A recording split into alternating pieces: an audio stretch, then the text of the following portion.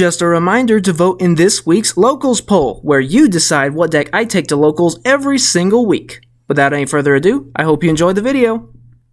What's up, YouTube? Welcome back to the channel, and for today we got the profile for the deck that won the Locals poll last week, being Flame Swordsman. So we ended up doing alright, 2-1. It's about what we normally do. But this one's going to be a quick deck profile just because this is literally the same list as the last deck profile from last year. So I'm just going to go through it quickly. Here's what it looks like on paper. Then we'll get to the card by card.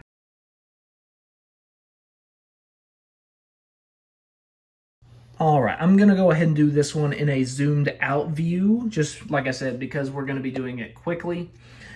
So first, we got 3 copies of Immortal Phoenix Gearfried. This is just extra removal, and just, you know, a really good fire warrior monster. And Joey did play Gearfried in the anime, so I feel like it lines up really well.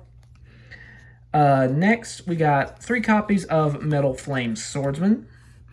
So with this, it allows us to go into the, you know, the max metal morph, so we can summon him back, punish our opponent for playing the game, basically. So really, really nice there. Then I'm going to try to... There we go. I think that looks a little better, maybe. Next, 3 copies of Dark Flare Swordsman. So with this one, it's basically Magician Souls for the deck, and then we can tribute it as a quick effect to special summon this guy here, the Fighting Flame Swordsman, which we are running 3 copies of.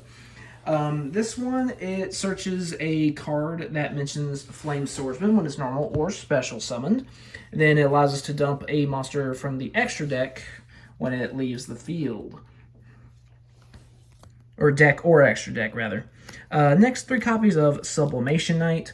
This one is just an extra normal summon we can have if we're not able to access Fighting Flame Swordsman in any way. So it's just a backup plan. Next, 3 copies of Salamandra the Flying Flame Dragon. This one, when sent to the graveyard, it searches a Salamandra spell or trap. And then it also can equip to a Flame Swordsman or a monster that mentions it to give it 700 attack. And then finally, for the one-ofs, we got 1 Mirage Swordsman as a way to continue when our fusion monster gets destroyed, and 1 Blue Flame Swordsman just as a way to boost our attack even further.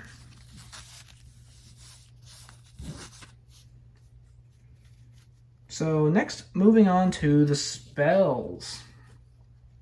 So we're going to talk about the Flame Swordsman specific ones first. First one being 3 copies of Fighting Flame Sword. This one has 3 effects. We can either search for a card that mentions Flame Swordsman. We can negate an effect our opponent activates that targets a Flame Swordsman or monster that mentions it. Or when an attack is declared involving one of our monsters, we can target a card on the field and destroy it. It's mainly used for the first 2 effects, though.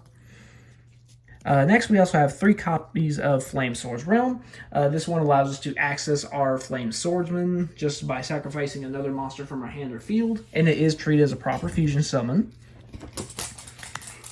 And then we also have 3 copies of Salamandra Fusion. This is how we go from the regular Flame Swordsman to the Ultimate Flame Swordsman, and then getting this in the graveyard also turns on Immortal Phoenix Gearfried.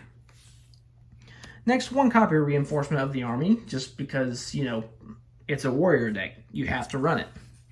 Next, 3 copies of Upstart Goblin, just for extra consistency, trying to, you know, get to our key cards as soon as possible. Next, we also have 3 copies of Fusion Armament. This is another way to get to Flame Swordsman if we need it, or we can also get the Fighting Flame Dragon if we need to as well, just kind of depending on what we need. And then finally, we've got 1 Flame Swords Dance, 1 Salamander with Chain, and 2 copies of Max Metal Morph for the traps. And finally, that just leaves the extra deck. So we've got 3 copies of Levitin the Burning Blade. This is just a generic Link 2.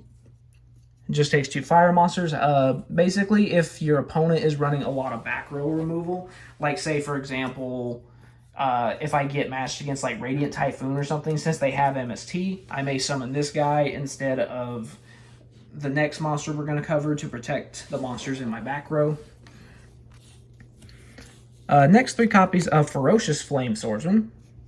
This guy, he just gives all warriors a 500 attack boost, and then when he gets destroyed, you get to special summon a non-link warrior from your graveyard. Next 3 copies of Fighting Flame Dragon.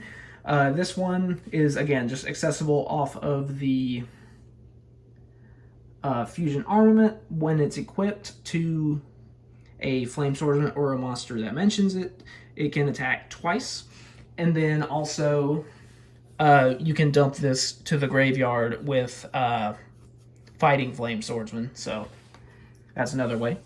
Next, 3 copies of the original Flame Swordsman, of course. He is, the main focus of the deck.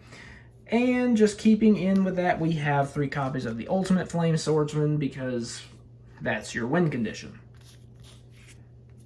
So, yeah, that's basically it for the deck profile. I hope you enjoyed. It's a really fun deck, also very budget-friendly deck at that. So, yeah, highly recommend this to people. And again, this is just a casual deck, not meant to be like super competitive or anything. But, yeah, really fun deck. Hope you enjoyed the deck profile. Like, subscribe, on the locals, Paul, that good stuff. And I'll see you guys next time.